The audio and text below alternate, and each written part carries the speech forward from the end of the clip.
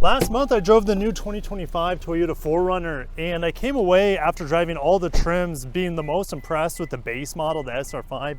It offers by far the best bang for your buck, and I've been driving this SR5, this black on black model, for about a week now, taking my kids to school, and I'm finally ready to review it. Am I going to stand by that the SR5 is the best one to get? Well, let's find out. And before we get too far ahead of ourselves, make sure to stay to the end, because I'm going to put this up on a spreadsheet against all the vehicles I have reviewed so far in 2025. And we'll see where the 4Runner stacks up against something like the Armada. And I drove like a Kia Carnival last week. So any sort of vehicle I've driven, they're all going to get lumped together and put on a best to worst spreadsheet that is going to just get full of cars by the end of 2025. So underneath the hood of every single 4Runner, we don't have any shocks, you still have a prop stick here, but underneath the hood of the new 4Runner is no longer the 4-liter V6. We have a 2.4 liter inline 4 turbo, 275 horsepower, and 317 pound-feet of torque or so, mated through an 8-speed auto. Of course, you can get the iForce Max hybrid on this, but fuel economy is going to be about the same. You get more torque, which is great for off-roading, but I'll give you my impressions on this powertrain once we start driving, as well as fuel economy. All right, now you can get these in rear-wheel drive. Of course, this one, it has 4x4. You got the air dam at the bottom, recovery hooks at the bottom. I just take that air dam off as soon as I would own this. Day one, that air dam's coming off. I love the 18-inch dark gray wheels. They look black from most angles, which looks great with the blacked out model here, blacked out windows surround, blacked out over arches that we see kind of on the Tacoma. Tons of ground clearance. In fact, when I'm picking up my kids from school, they're pretty small still. They're like, where's the step to get in the back? It's just very, very high for them. I remember the Land Cruiser was high for them as well, which is on the same F platform. Now, as we get into the back, much better rear tow hitch receiver compared to the Land Cruiser. We still have the fold down window on this base grade, and that's automatic. Tons of cargo capacity because this SR5 does not have the third row seat. I'm loading up from Costco, and I know these are kind of leftovers from the 3-row model, so these cup holders and whatnot, but look how handy they are for carrying additional things that can roll around in the back. And gosh, there's also this little dip down here that kind of secures your belongings as well, which is kind of a nice feature, and I'm sure that's only here on the 2nd row model. This one actually comes with a tonneau cover. You also have accessory power for AC power, SR5 here, but for your household appliances or laptop or whatever you wanted to throw back there. All right, so the kids have had no issues once they're inside. Fitting inside, much better leg room than something like the Tacoma. And since I haven't had my kids in the 3rd row, since there is no 3rd row here, I haven't done this yet. And you can just see, you kind of have to make sure this seat's not too far back. But you can get back there. You can put these seats forward and have lots of cargo capacity if you don't plan on bringing people in the 2nd row of seats with you. All right, but at 6'1", and you have different levels of recline. But at 6'1", what do I think about this interior? Well, it's actually pretty easy to get in. Let's go ahead and close this. Basic materials back here, soft armrest, nice handle to help get yourself in the car. I wish it was a little bit lower so my kids could reach it. Headroom's good. Leg room is good. I have more leg space in here compared to something like the Tacoma. I have 2 USB-Cs standard. I have climate control back here. The kids must have turned this off, but yes, I have not climate control, but I have vents back here and another AC port. So you have 2 AC 100-watt ports back here. That's fantastic. One here and then one in the cargo area. So it's this SR5, even though it's a base model, it's still set up for camping, powering your belongings on the go. All right. We even got the roof rack on here, which I don't think these are standard. I think that's an accessory, but the bars here are standard on the SR5.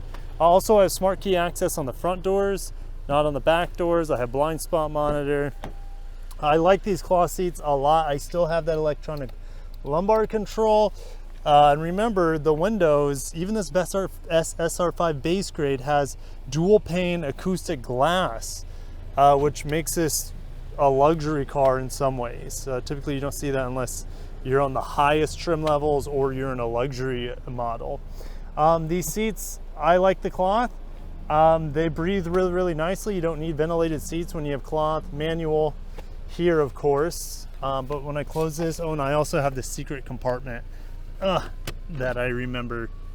Toyota accessories. I honestly don't know what that is. Maybe you guys can explain what that is, but closing the door sounds really, really solid. And that's something this 4Runner has continued on from the previous generation. It's very solid feeling. So I have my wireless Apple CarPlay, Android Auto up, and it looks great here. I actually like this small screen quite a bit. Now the bigger screen has the volume knob here.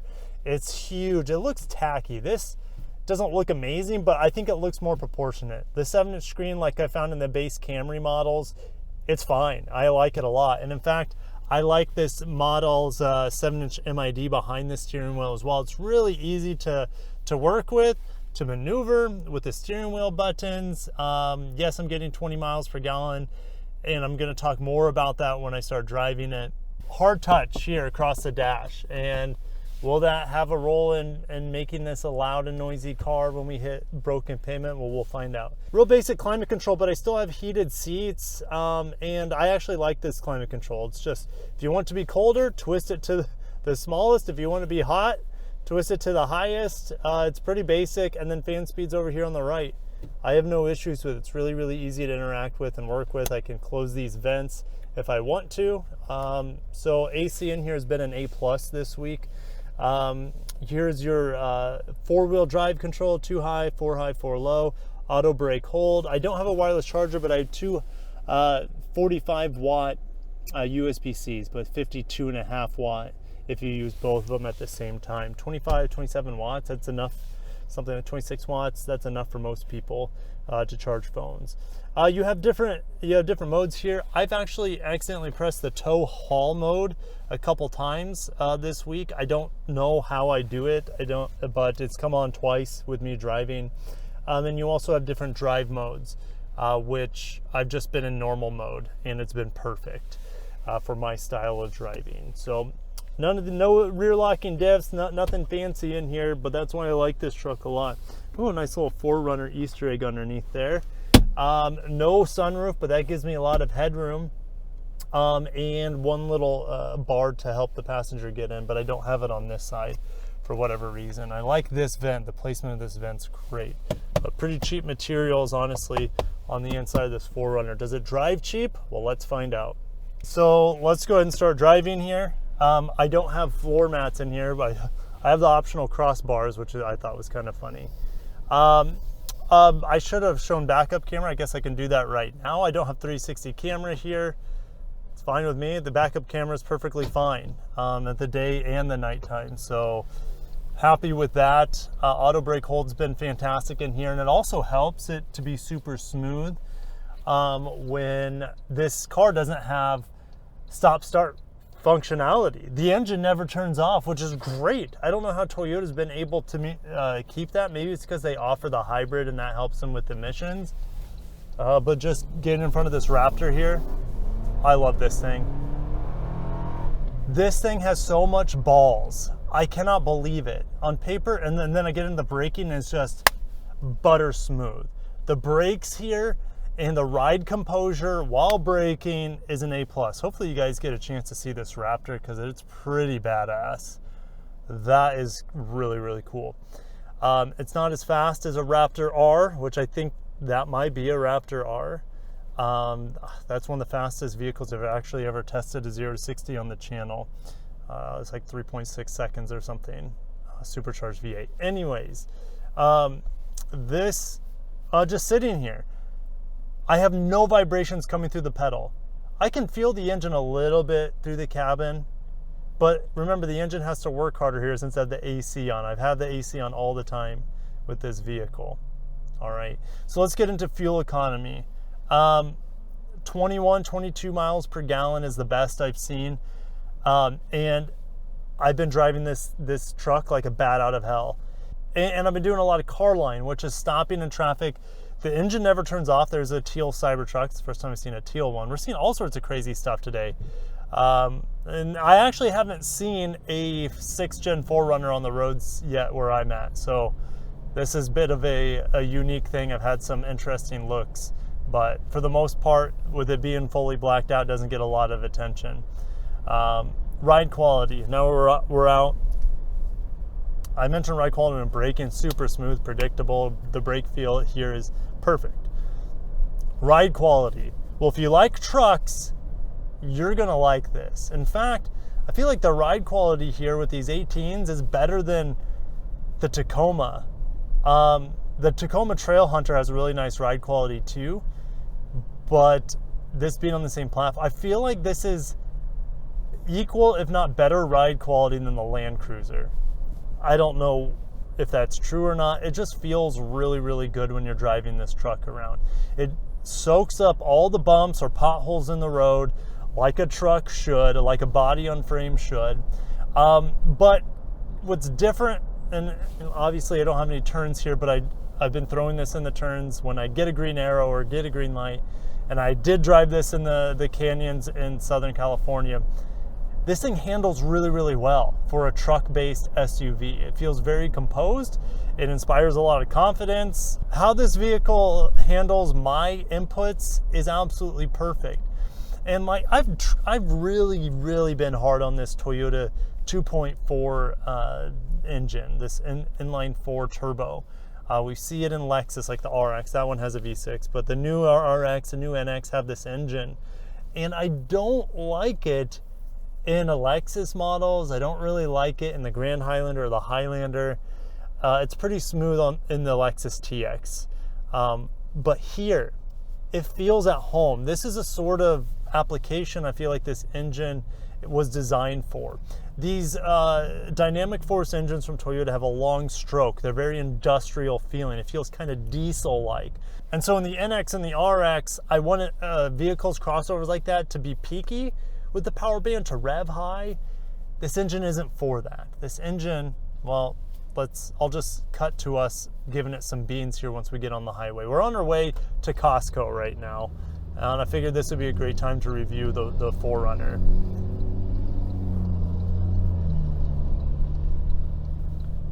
So we throw it in the turn, love it. Rear wheel drive shove. It's loud, but it sounds good. I like the turbo hiss in here. And the sound I feel like is appropriate for a truck-based SUV, ladder frame. It sounds right at home here. I can't believe I like this engine as much as I do. And this truck feels so light. The old 4Runner felt like a ton of bricks. Some people like that. This still feels solid while feeling nimble. This feels like it feels better built than a Lexus GX. It feels better built than a Land Cruiser, and those cost a lot more money. Guys, this SR5 is like $20,000 less than those trucks that I just mentioned on the same platform. All right, interior isn't as nice, materials aren't as nice, but it feels more solid than the Lexus GXs that I've driven. Now, when it comes to NVH, there's might be a little bit more vibration in here compared to the GX. It's just a little. Actually, when I'm thinking about it, I've revved out the twin turbo V6 on the GX and I've gotten weird vibrations through the cabin. I haven't got that with this setup here in the 4Runner with the turbo 4-cylinder. This vehicle's really quiet. I would say the Land Cruiser, here's the trade-off. So the Land Cruiser is a lot more expensive. I'd say the Land Cruiser, since it's hybrid only, it is quieter in and around town. Okay, I get more road noise from this vehicle than I do the Land Cruiser. But once you take this on the highway, this is a quieter vehicle than the Land Cruiser. You have less wind buffeting. The Land Cruiser's front windshield is it's just like a brick flying down the highway. This is swept back. It's very aerodynamic. My mirrors, they look like they're taken off of a Camry, but they're more aerodynamic, and I don't get very much wind buffeting on them when I'm going higher speeds. All right, this transmission, I'm not a big fan of it. I feel like in the Tacoma so much, but I don't know. It just feels so dialed in, so refined, and so perfect for the 4Runner. It just feels like everything's been finely tuned for this vehicle, from the engine, the transmission, the suspension, everything in here. Even though there's a plastic dash, a hard plastic dash, I've never heard it rattle once. The ergonomics, I love this cloth seat. Like, the armrest here is great on both sides, all right? So the only new body on frame vehicle I've driven this year, 2025 so far, has been the new Armada. This SR5 is really, really close. So definitely wait for the spreadsheet at the end of this video where I compare it to other vehicles I've test driven this year. I love auto brake hold here. I can just relax, and no, I typically don't like wearing shoes when I'm driving. Let me know if you guys are some of those people. I like driving manuals barefoot. I like driving most of my cars barefoot. I think a part of it is that it's Florida, so I'm typically in sandals, and so if I'm in my Birks or something like that, which I brought this time, I just slip them off, and I have a much better feel and control with the pedals than I do through the sandals. And the engine's running, I'm feeling the pedals, no vibration through the pedals. It is fantastic. And just keeping up with traffic.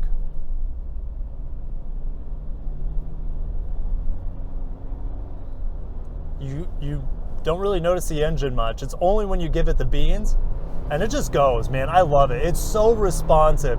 This has been, so okay, earlier this year I drove for a week an Ioniq 5N, and it was the best vehicle for slaying traffic, weaving in and out of traffic, getting my kids to school. The one pedal driving on it was great. All right, so why am I talking about that vehicle? Well, this vehicle comes right behind that in terms of just slaying traffic. I mentioned how perky this setup is, just pedal halfway down and I'm just flying. It's not the fastest car, but it does what I want it to, like electric car. The electric, like, it has electric car response almost. It is so in tune with my inputs, all right, from the handling to the engine and transmission response. It's just so good. And I was not expecting this from the 4Runner. The 4Runner traditionally is slower than a freaking snail. It's smooth, I'd give it that, but it can also be loud, especially the TRD Pro 4Runner with that loud exhaust. Like, this new one, this feels better, other than just the raw smoothness of the V6 when that was pushed. But this feels better in every single way other than just that V6 smoothness. It's perkier, it's happier, it handles better, it brakes better, it's the ride quality maybe a little bit firmer, but as a result, I can like weave in and out of traffic. I can take corners with speed. Like, my hope, my expectations for the 4Runner were really, really low because it's an all new platform. I've driven other F platform vehicles like the Land Cruiser, the GX, the LX, and I was underwhelmed. I mean, the Tundra, the Sequoia, I've been pretty underwhelmed with all of them. Some of them fail on ride quality, some of them have pump dump engine noise into the cabin. They all handle better than the previous generation Toyota trucks. It's better than the new Tacoma on just about every regard. We don't know about long-term reliability yet, right? But this vehicle, I don't know, it doesn't feel like the Tacoma very much, and it doesn't feel like the Land Cruiser that much. It's hard to say which it feels more like. I guess it feels more like the old 4Runner. I typically don't like driving trucks all the time, all right? I like cars for their nimbleness, the better handling. I feel like I'm driving a car on stilts with Land Cruiser solidity and truck-like confidence. Like, this thing just destroys everything I have on the streets. And maybe that's why, like, this vehicle is really designed to be an off-road vehicle. And so maybe it's overbuilt, like the old 4Runner felt like it was overbuilt, like old Land Cruisers, right? I kind of consider the 4Runner a Land Cruiser without the naming. This is a better vehicle than the Land Cruiser 1958.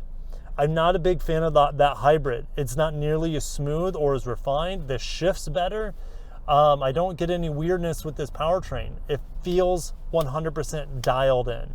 And I would be picking this over the iForce Max models here, save a ton of money. And I know this wouldn't feel as light or as handling capable compared to the iForce Max models. So I'm in love with the new 4Runner, and I'm really surprised. Maybe it's because I set my expectations really low. I also have like a Nissan Murano, the new Nissan Murano this week, and it's a good car.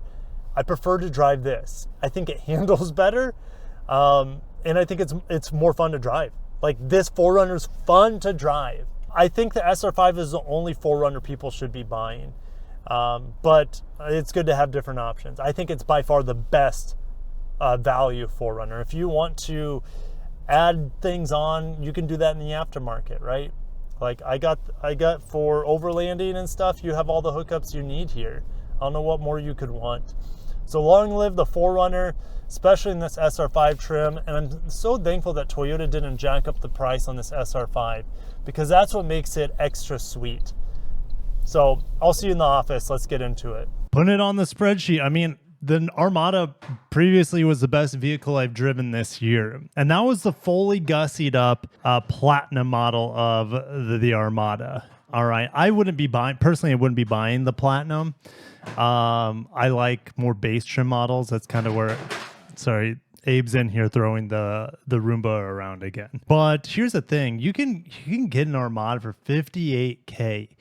And it's great. Like, it would fit my entire family.